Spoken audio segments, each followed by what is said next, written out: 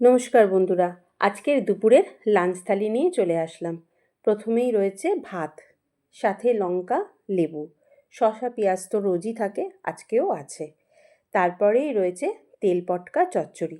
তো তেল পটকা চচ্চড়িটা আমি বেগুন দিয়ে পেঁয়াজ দিয়ে চচ্চড়ি মতো করেছি, সাথে আমুদি মাছেরও একটু চচ্চড়ি করেছি।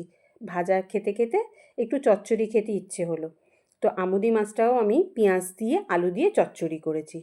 সাথে রয়েছে রুই মাছের পাতলা ঝোল, যেটা আমি আলু বিনস দিয়ে করেছি, ধনেপাতাও দিয়েছি। ওটা খেতে ভীষণই ভালো লাগে শীতের দিনে, আপনারাও করে খাবেন। কেমন হয়েছে কমেন্ট করে জানাবেন। তার সাথে রয়েছে আমসত্ত্ব, খেজুর, টমেটো দিয়ে চাটনি, যেটা আমাদের ঘরে প্রায়ই করা থাকে, ওই জন্য থালিতেও রাখলাম। তো আজকের ভিডিওটা আপনাদের কেমন লাগলো লাইক করবেন এবং কমেন্ট করে জানাবেন।